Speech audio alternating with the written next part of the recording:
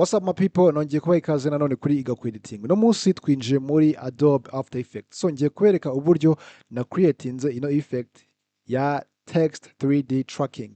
Ahangaha guys, nta plugin turaza gukoresha still n'ubundi ni Adobe After Effects version yose waba uri gukoresha, and then nkagira na clip iri ifite moving cyangwa se movement. Guys, njye nakoresheje handheld, ku bantu bakoresha gimbal nayo wayikoresha nta kibazo, upfa kuba clip yawe iraba iri kumuvinga. Icyo ndaza gukora rero, ndaza gukanda hano kuri iyi clip yanjye kuri iyi layer, okay, noneho inze hano muri effect and preset kugira ngo nze gusacinga effect ngiye gukoresha. Ndaza gusacinga effect yitwa 3D camera tracker, okay. So ni ngiye gukoresha guys. Utabonye ino effect and preset ushaka kuzana muri window ukamakinga sure yuko effect and preset iri enabled, okay. So ndaza gufata ino effect yanjye nze kwiterura nze kwishyira hano muri clip yanjye, okay. So ahangaha irimo gukora analyzing, so ndaza gutegereza by'amasegonda make kugira ngo ize kubanza yarangira, okay. Ahangaha biterwa n'uko clip yawe iba ingana, okay. So ngiye ndi gukoresha clip y'amasegonda 10, ahangaha urabona ko byantwaye frames 238. So ndaza gutegereza rero by'akanya gato kugira ngo ibanze irangire.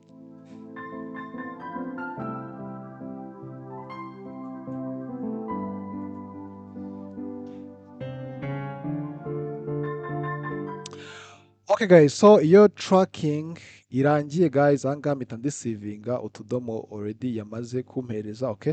So nako ahangaha gutya ni dutoya cyane. So icyo ndaza gukora, ndaza no kuri tracking point size kugira ngo inze kutwongerera, yes, bibe binini, yes, ndi kutureba neza cyane. So guys, and then ikintu ngiye gukora ahangaha rero, ngiye gukoresha utudomo tumwe na tumwe kugira ngo nze gushyira text yanjye hano hejuru y'iyi building. So icyo ndaza gukora rero, usanga ndaza gukoresha points, okay, kanze guselectinga utu point uko ari 4, okay. Nkuko mukubibona, yes, mpita ndisivinga uruziga, okay. Ndahita nza gukandaho right click nze hano kuri create text and camera, okay. So ahangaha rero icyo ndaza gukora rero, urabona ko text bayimaye, ubwo ngiye kwandikamo ijambo nshaka ngewe guys, okay. So urugero, let me type inyubako gutya, and then guys iyo ndangije, so ndaza gukoresha ino selective tool kugira ngo, yes, nigire nini guys. Ahangaha ushobora kugira nini uko ubishaka, okay. So inze kuyishyira hano hejuru fresh neza, okay. And then ahangaha mba mfite rotation tool, ahangaha ushobora kuyirotatinga uyijyana hasi no hejuru cyangwa se iburyo n'ibumoso, okay. Ahangaha, okay, ndaza kuyizamura gutya again ni rotating neza ibe iri ahangaha gutya, okay. And then guys, ubwo noneho ninza guplayinga kuri, yes, clip yanjye, ubona ko text already yamaze kuba affected with na za tracking points zanjye, urumva ngo aho image cyangwa se aho ino video iri kujya, cyangwa se bitewe na tracking point wafasha na ko text already birimo kujyana. So guys, and then ndashaka no guhita nyigira 3D dimension nkuko gutyo urimo kubibona iri 2D dimension. Ikindi ndaza gukora n'ubundi guys, okay, ndaza hano kuri composition, nzi hano muri composition settings. So ahangaha ngiye kwigira 3 dimension, ndahita nza hano muri 3D rendering, ubona ko hano ready iri muri cinema 4D. So guys, iyo ubonye iri muri classic 3D biba byiza iyo uyishyize muri cinema 4D ku bantu ariko bagiye gukora 3D text, okay. And then uraza ugahita ukanda okay, already ngewe iri muri cinema 4D.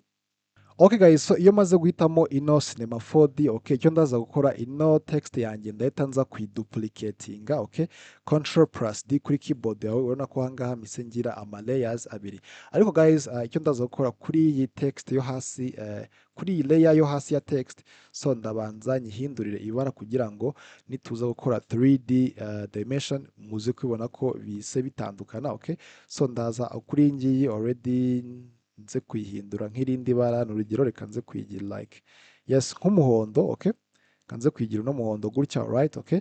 So none icyo ndaza gukora, ndahita nza kwenaboringa ya text yanjye yo hejuru ahangaha, okay. None ndahita nza kuri ya text yanjye ya kabiri inze kuyifungura, ndahita nza muri setting yitwa geometry option, ni ndaza gufungura, okay. Noneho inze kongera ino extrusion depth, okay. So ndaza kuyongera muri ubu buryo urabona yuko rya bara ry'umuhondo niryo rihise ribigira 3D dimension nk'uko urimo kubona text yanjye ni uku nguku iraba imeze. So guys, ntabwo nshaka kwiza kwafekta kuri iyi fence cyangwa se kuri iyi gate, ndahita nyizamura gatoya gutya. Okay, iyo ubonye guys inatambitse cyane ikintu ukora guys, okay, ushobora kuyirotatinga. Hano haba hari rotation nyinshi, okay, ushobora gukoresha. Okay, then kugira ngo uze guhetinga text yawe mu buryo ushaka. So guys, nuku nguku rero na creatinze iyi 3D tracking text effect muri Adobe After Effects. No plugin required, just ni After Effects gusa. So guys, iyi video niba ikunze rero please ntugende ukoze subscribe, like, dropping na comment kugira ngo utubwire video twaza gukorera next time. So ndabakunda cyane rero, then tuze guhura muri video y'ubutaha. Peace.